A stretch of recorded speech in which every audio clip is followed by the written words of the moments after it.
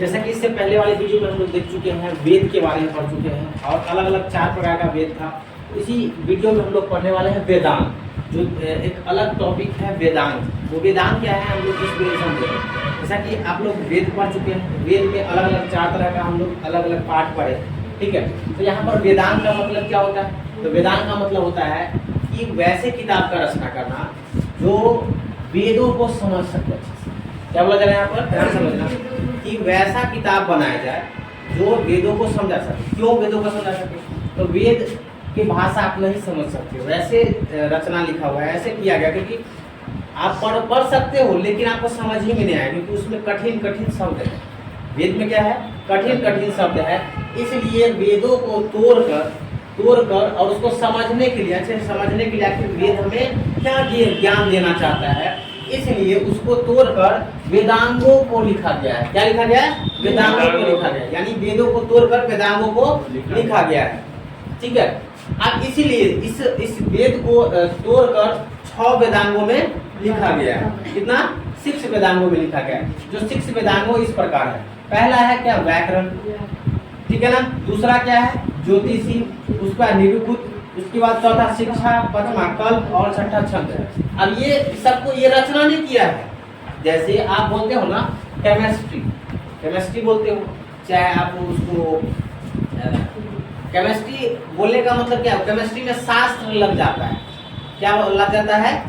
शास्त्र लग जाता है। जैसे अर्थ बोलते हो, जैसे ही अर्थ बोलते हो तो यहाँ पर अर्थ आ जाएगा और उसमें शास्त्र लगा देगा, अर्थ शास्त्र हो जाएगा। तो अर्थ व्यवस्था है। जब उसको रचना कर दोगे या किसी चीज में लिख दोगे, क्या बोल रहे हैं यहाँ पर? ध्यान सुनो, क्या बोल रहे हैं यहाँ पर? जब अर्थ को यहाँ पर ध्यान दो, अर्थव्यवस्था है हमारे देश का, कुछ अर्थव्यवस्था है ना जी। जब अर्थव्यवस्था को किसी चीज पर कागज पर उकेर दोगे, यानी कागज पर लिख दोगे, तो क्या हो जाएगा? अर्थशास्त्र। क्या हो जाएगा? अर्थशास्त्र। तो उसी प्रकार से यहाँ पर व्याकरण को जब किसी कागज पर लिख दिया गया तो उसे क्या किया गया? अष्टाध्यायी। उसका क्या नाम दिया गया? अष्टाध्यायी। इसको पाणिनि भी बोलता है, ऐसे पीजी को पाणिनि बोलते हैं, ठीक है, ध्यान रखना। किसको अष्टाध्यायी बोला गया था? व्याकरण को अष्टाध्यायी बोला गया। वहीं बोलेंगे ज्योतिष को क्या कहा गया? बृहत संहिता। क्या बोलेंगे? बृहत संहिता बोला गया। इसको 12 ही मिहिर बोलते हैं। क्या बोलते हैं? 12 ही मिहिर। क्या बोलते हैं? 12 ही मिहिर। किसको? बृहत संहिता को। तो ज्योतिष को जिस शास्त्र में लिखा गया, ज्योतिष को जिस किताब में लिखा गया, उस किताब का नाम क्या पड़ गया? बृहत संहिता। तो ध्यान रखना है। उसके बाद देखो यहाँ पर निरुक्त का मतलब क्या होता है? याद हम लिखे हुए हैं। निरुक्त की रचना यास्क महोदय ने किया, यानी यास्क ने किया निरुक्त का रचना, यानी लिखा।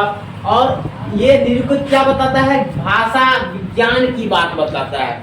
निरुक्त किसकी बात बताता है? भाषा विज्ञान की बात बताता है। और इसको शास्त्र के रूप में निरुक्त शास्त्र बोलते हैं। इन्हें इसी के नाम पर पड़ गया निरुक्त शास्त्र, यानी किसी चीज पर लिख दिया उसको क्या बोलेंगे? शास्त्र बोल देंगे, निरुक्त शास्त्र। यहाँ पर शिक्षा तो शब्द कह रहे हैं, लेकिन शिक्षा लेंगे क्या चीज से? तो शास्त्र से ही लेना है, यानी किताब से लोगे। कैसे शिक्षा लोगे? अगर पढ़ रहे हो तो क्या चीज से पढ़ रहे हो? किताब पे लिख रहे हो, किताब से पढ़ रहे हो। तो यहाँ पर शिक्षा को क्या चीज से? हम शिक्षा शास्त्र से लेंगे, इसलिए शिक्षा शास्त्र बोल दिया। कल्प को क्या बोलेंगे?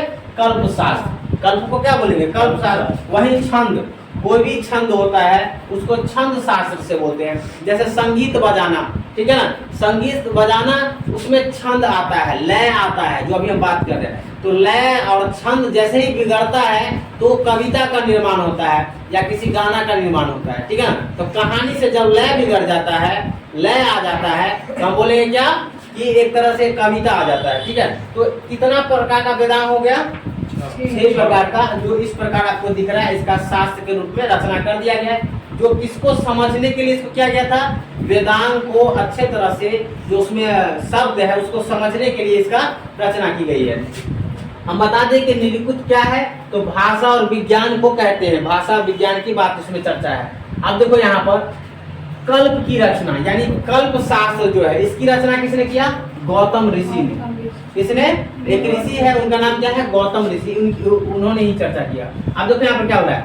वेद वेदांग पढ़ाने वाले व्यक्ति को अध्यापक कहा जाता है। जब दोनों को बात किया गया, वेद वेदांग पढ़ाने वाले व्यक्ति को अध्यापक ठीक है ना। सॉरी, अध्यापक को उपाध्याय कहा जाता है। तो अध्यापक जो मतलब जैसे हम पढ़ा रहे हैं तो अध्यापक के रूप में आप बोलोगे नहीं, तो वेद वेदांत को पढ़ाने वाले व्यक्ति को क्या बोला जाता है? अध्यापक बोला जाता है। लेकिन अध्यापक को ऐसे क्या बोलते हैं? उपाध्याय बोलते हैं। क्या बोलते हैं? उपाध्याय साहब भी बोल देते हैं। तो इस तरह से हम लोग वेद और वेदांत को क्या कर दिए? समाप्त कर दिए। यानी वेद अच्छे तरह से पढ़ लिए, यहाँ पर वेदांग हो गया।